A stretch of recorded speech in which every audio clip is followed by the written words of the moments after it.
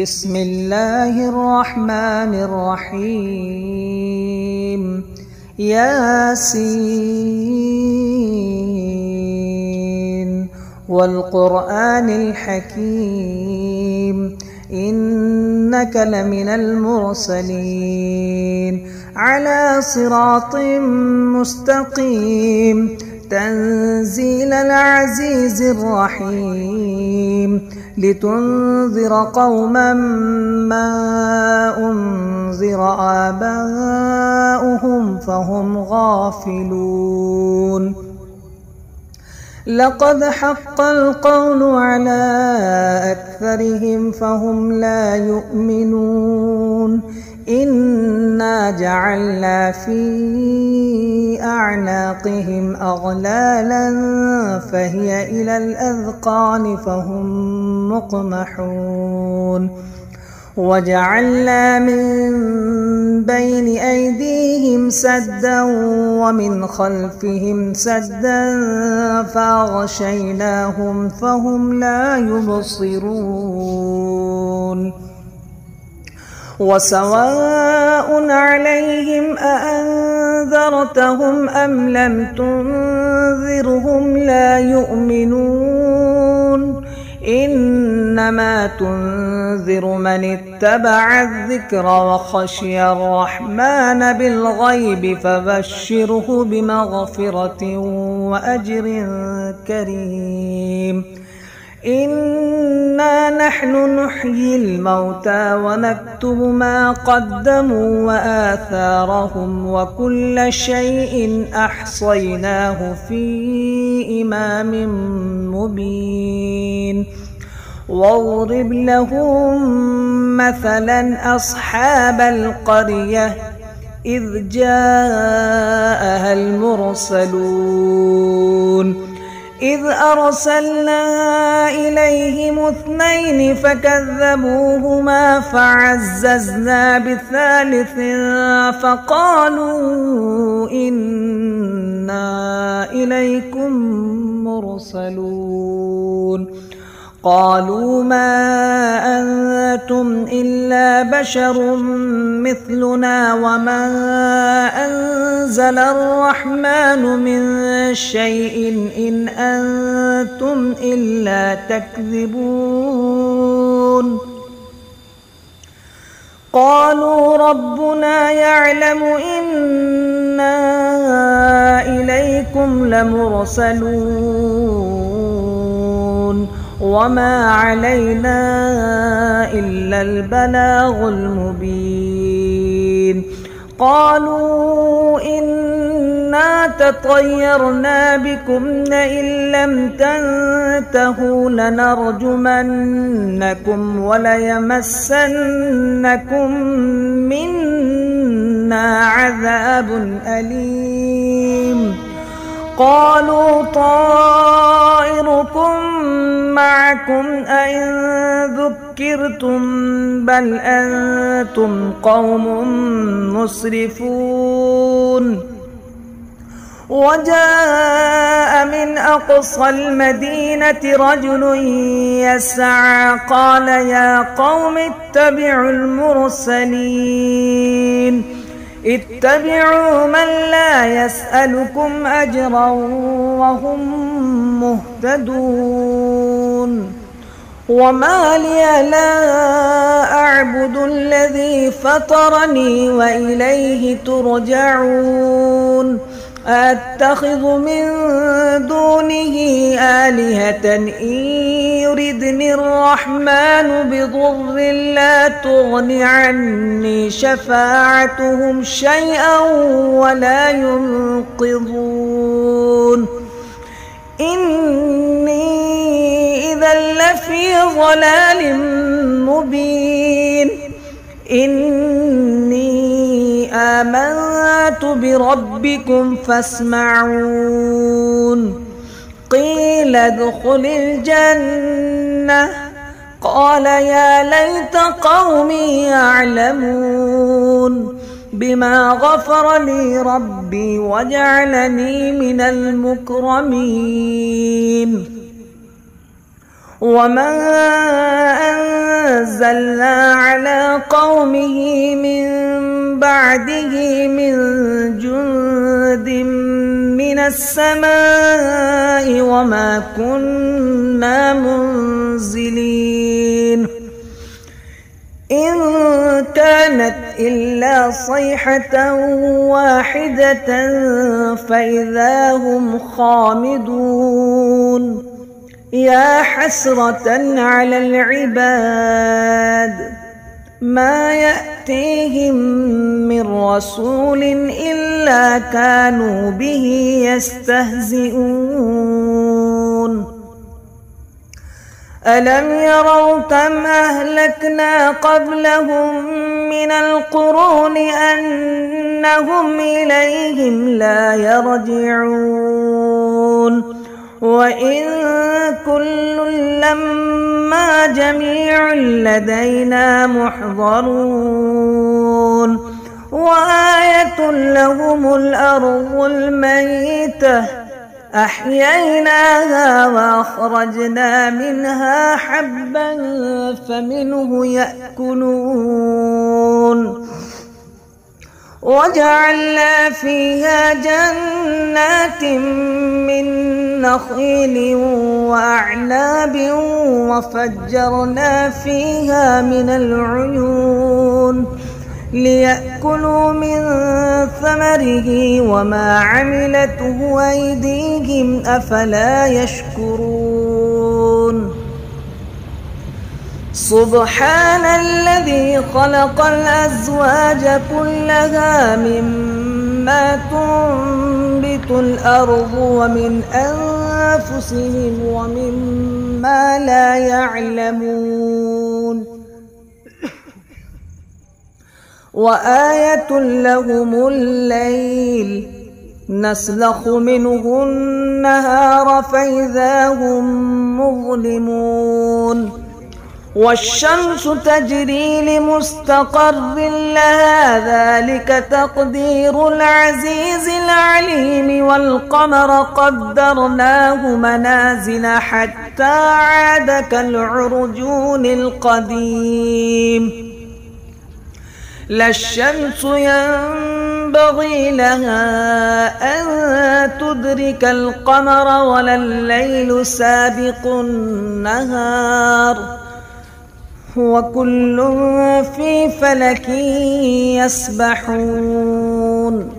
وآية لهم أنا حملنا ذريتهم في الفلك المشحون وخلقنا لهم من مثله ما يركبون وإن نشأ نغرقهم فلا صريخ لهم ولا هم ينقذون إلا رحمة منا ومتاعا إلى حين وإذا قيل لهم اتقوا ما بين أيديكم وما خلفكم لعلكم ترحمون وما تأتيهم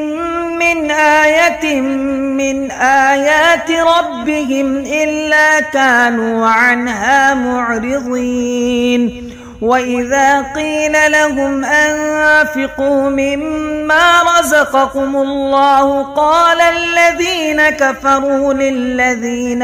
آمنوا أنطعم من لو يشاء الله أطعمه إن أنتم إلا في ضلال مبين ويقولون متى هذا الوعد إن كنتم صادقين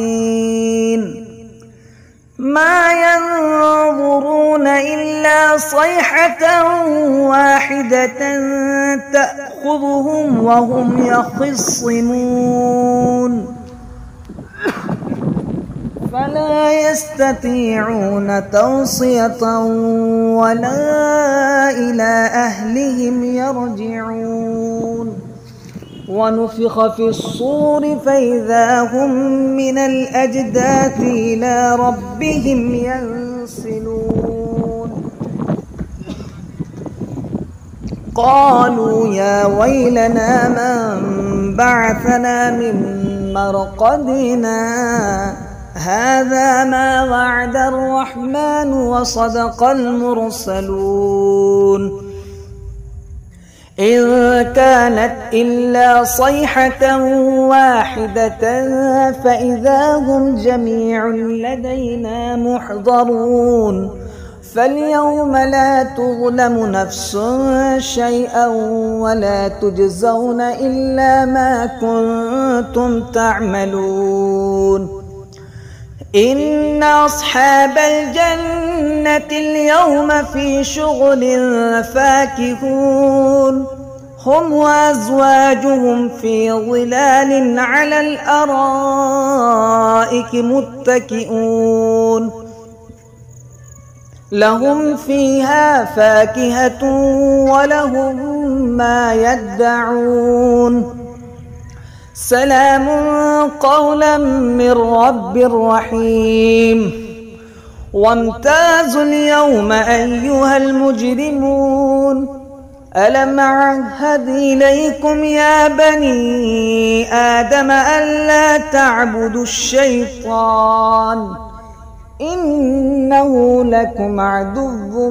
مبين وأن اعبدوني هذا صراط مستقيم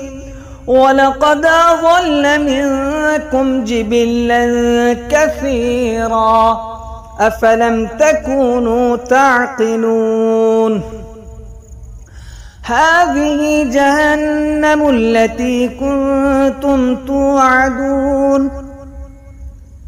اصلوها اليوم بما كنتم تكفرون اليوم نختم على أفواههم وتكلمنا أيديهم وتشهد أرجلهم بما كانوا يكسبون ولو نشاء لطمسنا على أعينهم فاستبقوا الصراط فأنى يبصرون ولو نشاء لمسخناهم على مكانتهم فما استطاعوا مضيا ولا يرجعون ومن نعمره ننكسه في الخلق أفلا يعقلون وما علمناه الشعر وما ينبغي له إن هو إلا ذكر وقرآن مبين لينذر من كان حيا ويحق القول على الكافرين أولم يروا أنا خلقنا لهم مما عملت أيدينا أنعاما فهم لها مالكون وذللناها لهم فمنها ركوبهم ومنها يأكلون ولهم فيها منافع ومشارب أفلا يشكرون واتخذوا من دون الله آلهة لعلهم ينصرون لا يستطيعون نصرهم وهم لهم جند محضرون فلا يحزنك قولهم إنا نعلم ما يسرون وما يعلنون أولم ير الإنسان أنا خلقناه من نطفة فإذا هو خصيم مبين وضرب لنا مثلا ونسي خلقه قال من يحيي العظام وهي رميم قل يحييها الذي أنشأها أول مرة وهو بكل خلق عليم الذي جعل لكم من الشجر الأخضر نارا فإذا أنتم منه توقدون أوليس الذي خلق السماوات والأرض بقادر على أن يخلق مثلهم بلى وهو الخلاق العليم إنما أمره إذا أراد شيئا أن يقول له كن فيكون فسبحان الذي بيده ملكوت كل شيء وإليه ترجعون. بسم الله الرحمن الرحيم. الرحمن علم القرآن خلق الإنسان علمه البيان الشمس والقمر بحسبان والنجم والشجر يسجدان والسماء رفعها ووضع الميزان ألا تطغوا في الميزان وأقيموا الوزن بالقسط ولا تخسروا الميزان والأرض وضعها للأنام فيها فاكهة والنخل ذات الأكمام والحب ذو العصف والريحان فبأي آلاء ربكما تكذبان خلق الإنسان من صلصال كالفخار وخلق الجان من مارج من نار فبأي آلاء ربكما تكذبان رب المشرقين ورب المغربين فبأي آلاء ربكما تكذبان مرج البحرين يلتقيان بينهما برزخ لا يبغيان فبأي آلاء ربكما تكذبان يخرج منهما اللؤلؤ والمرجان فبأي آلاء ربكما تكذبان وله الجوار المنشآت في البحر كالأعلام فبأي آلاء ربكما تكذبان كل من عليها فان ويبقى وجه ربك ذو الجلال والإكرام فبأي آلاء ربكما تكذبان يسأله من في السماوات والأرض كل يوم هو في شأن فبأي آلاء ربكما تكذبان سنفرغ لكم أيها الثقلان فبأي آلاء ربكما تكذبان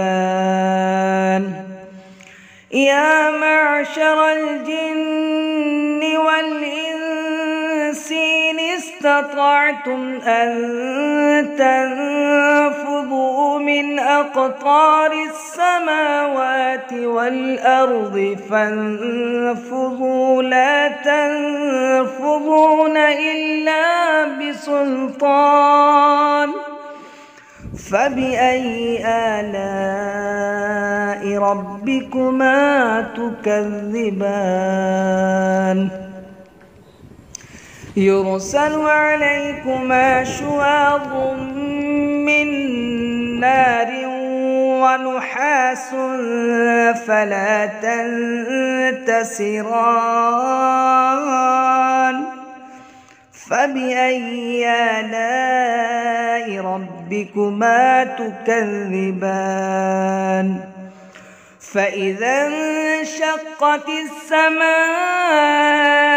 فكانت وردة كالدهان فبأي آلاء ربكما تكذبان فيومئذ لا يسأل عن ذنبه إنس ولا جان فبأي آلاء ربكما تكذبان يعرف المجرمون بسيماهم فيؤخذ بالنواصي والأقدام فبأي آلاء ربكما تكذبان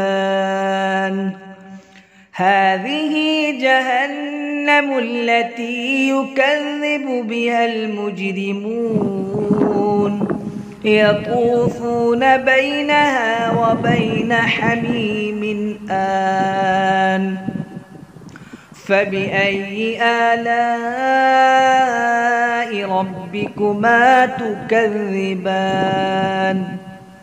ولمن خاف مقام ربه جنتان فبأي آلاء ربكما تكذبان ذواتا أفنان فبأي آلاء ربكما تكذبان فيهما عينان تجريان فبأي آلاء ربكما تكذبان فيهما من كل فاكهة زوجان فبأي آلاء ربكما تكذبان متكئين على فرش بطائنها من استبرق وجنى الجنتين دان فبأي آلاء ربكما تكذبان فيهن قاصرات الطرف لم يطمثهن إنس قبلهم ولا جان فبأي آلاء ربكما تكذبان كأنهن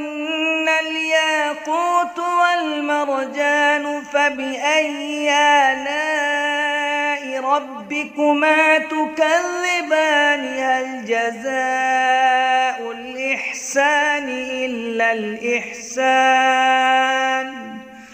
فبأي آلاء ربكما تكذبان ومن دونهما جنتان فبأي آلاء ربكما تكذبان مدهامتان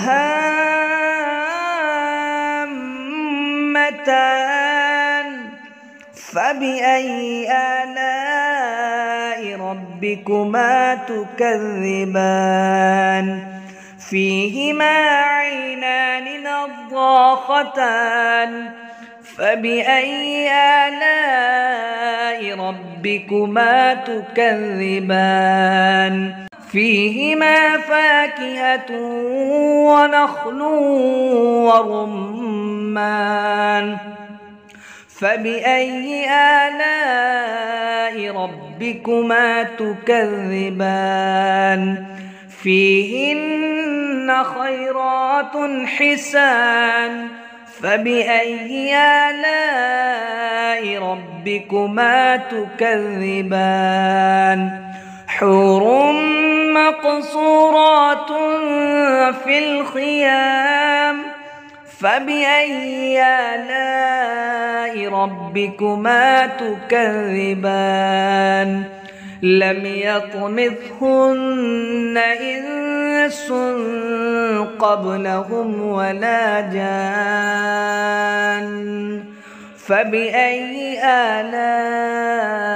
ربكما تكذبان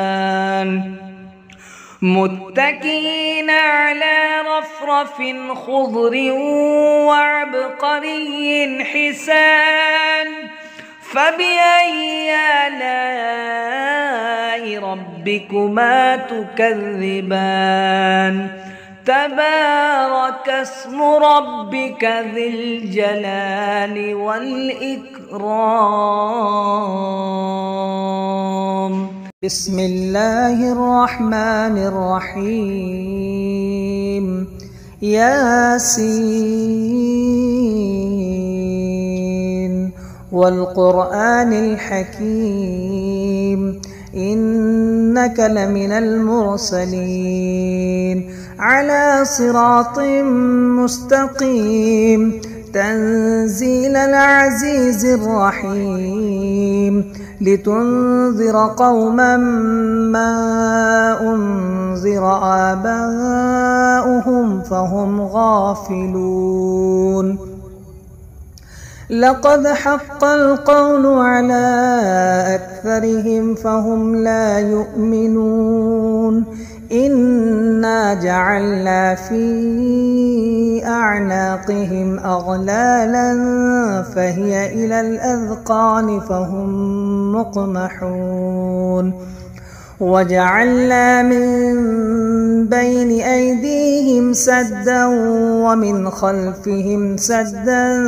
فأغشيناهم فهم لا يبصرون وسواء عليهم أأنذرتهم أم لم تنذرهم لا يؤمنون إنما تنذر من اتبع الذكر وخشي الرحمن بالغيب فبشره بمغفرة وأجر كريم إنا نحن نحيي الموتى ونكتب ما قدموا وآثارهم وكل شيء أحصيناه في إمام مبين واضرب لهم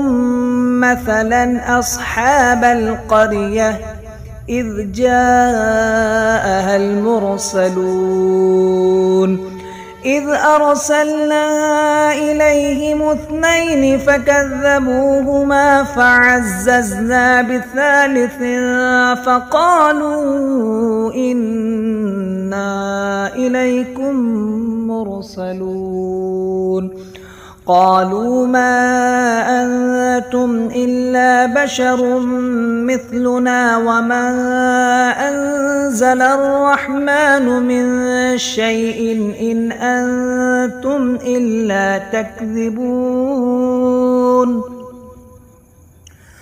قالوا ربنا يعلم إنا إليكم لمرسلون وما علينا إلا البلاغ المبين. قالوا إنا تطيرنا بكم لئن لم تنتهوا لنرجمنكم وليمسنكم منا عذاب أليم. قالوا طائركم معكم أئن ذكرتم بل أنتم قوم مسرفون. وجاء من أقصى المدينة رجل يسعى قال يا قوم اتبعوا المرسلين اتبعوا من لا يسألكم أجرا وهم مهتدون. وما لي لا أعبد الذي فطرني وإليه ترجعون. أتخذ من دونه آلهة إن يردني الرحمن بضر لا تغن عني شفاعتهم شيئا ولا ينقذون. إني إذا لفي ضلال مبين. إني آمنت بربكم فاسمعون. قيل ادخل الجنة قال يا ليت قومي يعلمون بما غفر لي ربي وجعلني من المكرمين. وما أنزلنا على قومه من بعده من جند من السماء وما كنا منزلين. إن كانت إلا صيحة واحدة فإذا هم خامدون. يا حسرة على العباد ما يأتيهم من رسول إلا كانوا به يستهزئون. ألم يروا كم أهلكنا قبلهم من القرون أنهم إليهم لا يرجعون. وإن كل لما جميع لدينا محضرون. وآية لهم الأرض الميتة أحييناها وأخرجنا منها حبا فمنه يأكلون. وجعلنا فيها جنات من نخيل وأعناب وفجرنا فيها من العيون ليأكلوا من ثمره وما عملته أيديهم أفلا يشكرون. سبحان الذي خلق الأزواج كلها مما تنبت الأرض ومن أنفسهم ومما لا يعلمون. وآية لهم الليل نسلخ منه النهار فإذا هم مظلمون. والشمس تجري لمستقر لها ذلك تقدير العزيز العليم. والقمر قدرناه منازل حتى عاد كالعرجون القديم. لا الشمس ينبغي لها أن تدرك القمر ولا الليل سابق النهار وكل في فلك يسبحون وآية لهم أنا حملنا ذريتهم في الفلك المشحون وخلقنا لهم من مثله ما يركبون وإن نشأ نغرقهم فلا صريخ لهم ولا هم ينقذون إلا رحمة منا ومتاعا إلى حين وإذا قيل لهم اتقوا ما بين أيديكم وما خلفكم لعلكم ترحمون وما تأتيهم من آية من آيات ربهم إلا كانوا عنها معرضين وإذا قيل لهم أنفقوا مما رزقكم الله قال الذين كفروا للذين آمنوا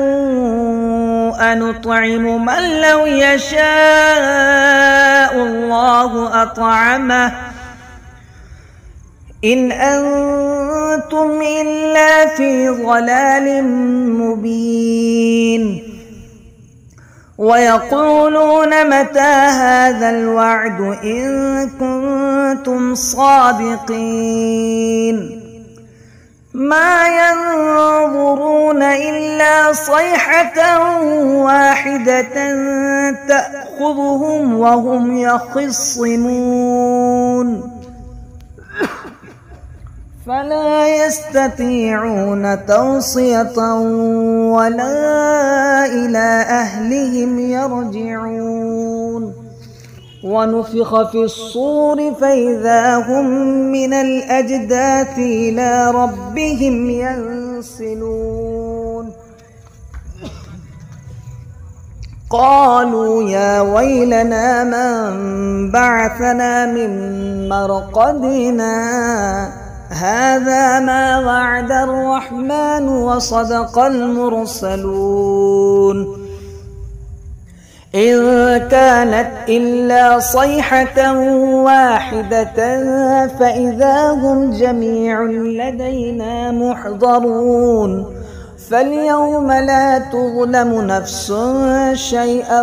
ولا تجزون إلا ما كنتم تعملون إن أصحاب الجنة اليوم في شغل فاكهون هم وأزواجهم في ظلال على الأرائك متكئون لهم فيها فاكهة ولهم ما يدعون سلام قولا من رب رحيم وامتازوا اليوم أيها المجرمون ألم أعهد إليكم يا بني آدم ألا تعبدوا الشيطان إنه لكم عدو مبين وأن اعبدوني هذا صراط مستقيم ولقد أضل منكم جبلا كثيرا أفلم تكونوا تعقلون هذه جهنم التي كنتم توعدون اصلوها اليوم بما كنتم تكفرون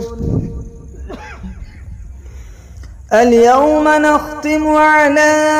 أفواههم وتكلمنا أيديهم وتشهد أرجلهم بما كانوا يكسبون ولو نشاء لطمسنا على أعينهم فاستبقوا الصراط فأنى يبصرون ولو نشاء لمسخناهم على مكانتهم فما استطاعوا مضيا ولا يرجعون ومن نعمره ننكسه في الخلق أفلا يعقلون وما علمناه الشعر وما ينبغي له إن هو إلا ذكر وقرآن مبين لينذر من كان حيا ويحق القول على الكافرين أولم يروا أنا خلقنا لهم مما عملت أيدينا أنعاما فهم لها مالكون وذللناها لهم فمنها ركوبهم ومنها يأكلون ولهم فيها منافع ومشارب أفلا يشكرون واتخذوا من دون الله آلهة لعلهم ينصرون لا يستطيعون نصرهم وهم لهم جند محضرون فلا يحزنك قولهم إنا نعلم ما يسرون وما يعلنون أولم ير الإنسان أنا خلقناه من نطفة فإذا هو خصيم مبين وضرب لنا مثلا ونسي خلقه قال من يحيي العظام وهي رميم قل يحييها الذي أنشاها أول مرة وهو بكل خلق عليم الذي جعل لكم من الشجر الأخضر نارا فإذا أنتم منه توقدون أوليس الذي خلق السماوات والأرض بقادر على أن يخلق مثلهم بلى وهو الخلاق العليم إنما أمره إذا أراد شيئا أن يقول له كن فيكون فسبحان الذي بيده ملكوت كل شيء وإليه ترجعون بسم الله الرحمن الرحيم الرحمن علم القرآن خلق الإنسان علمه البيان الشمس والقمر بحسبان والنجم والشجر يسجدان والسماء رفعها ووضع الميزان ألا تطغوا في الميزان وأقيموا الوزن بالقسط ولا تخسروا الميزان والأرض وضعها للأنام فيها فاكهة والنخل ذات الأكمام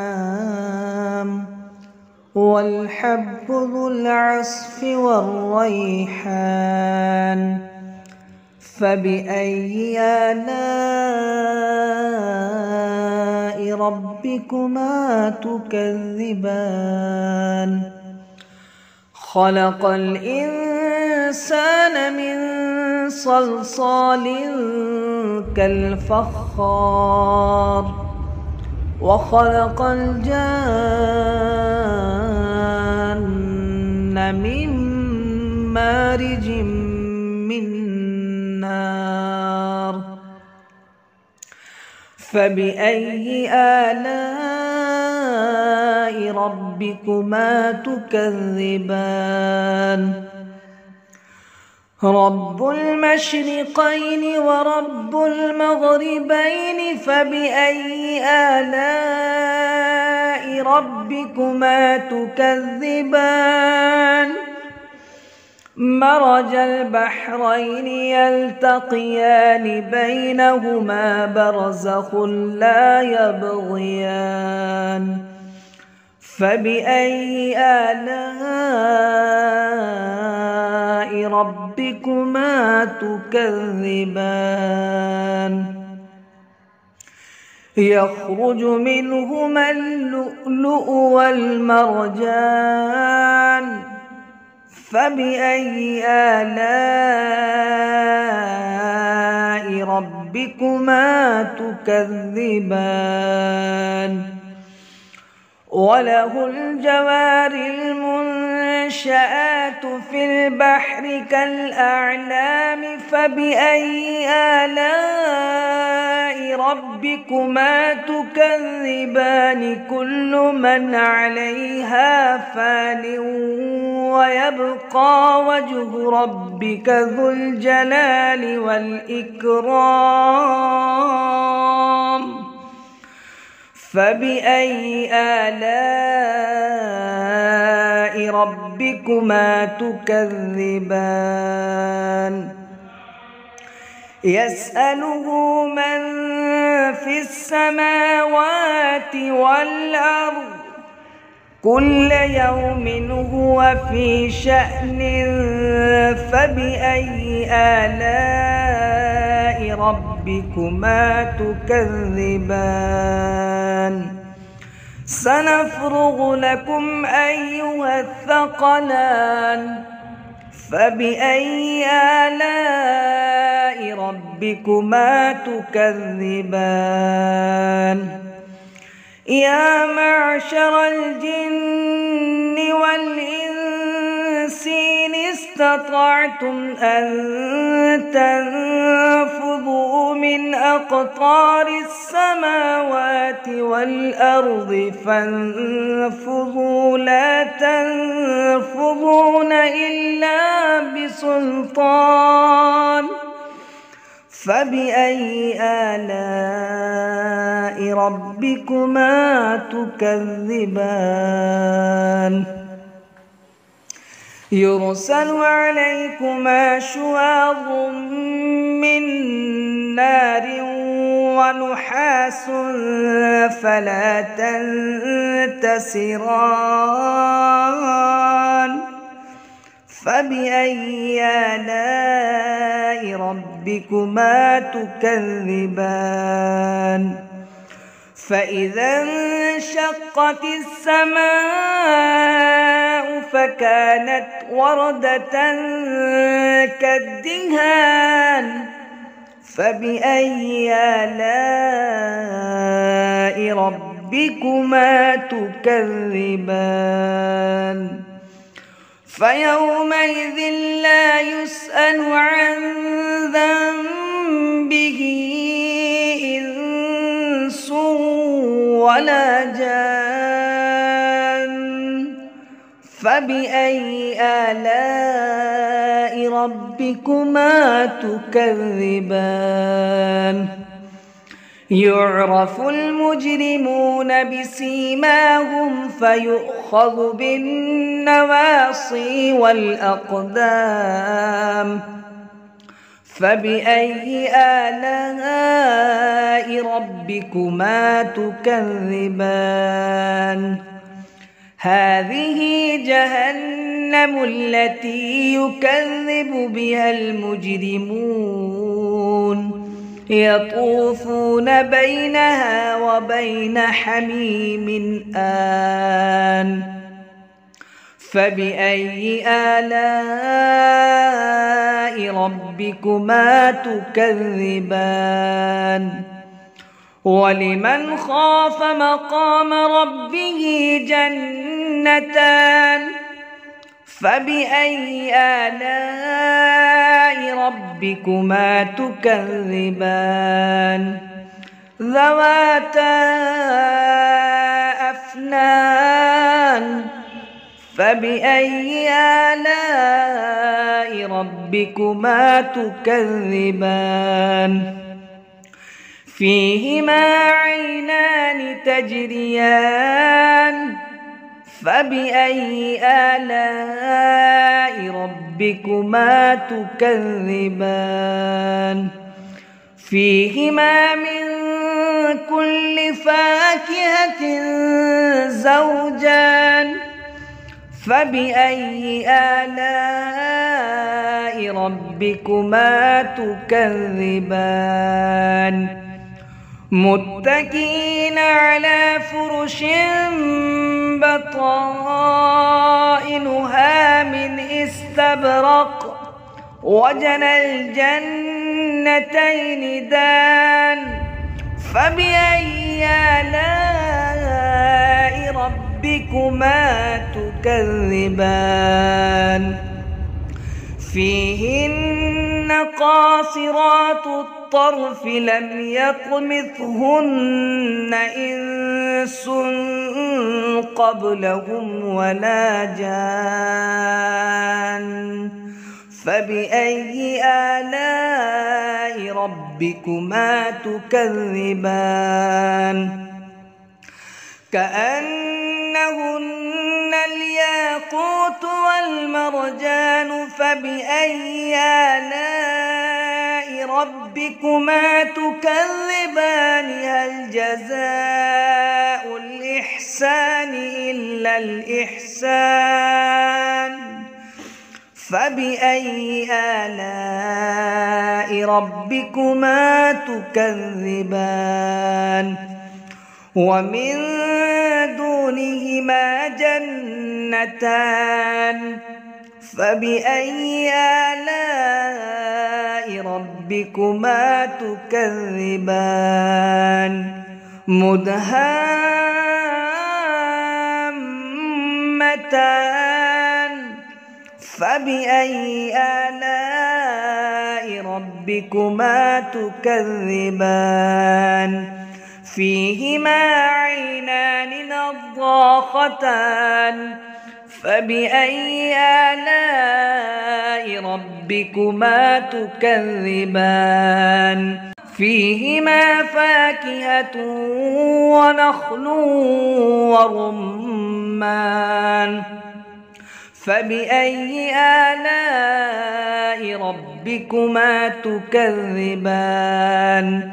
فيهن خيرات حسان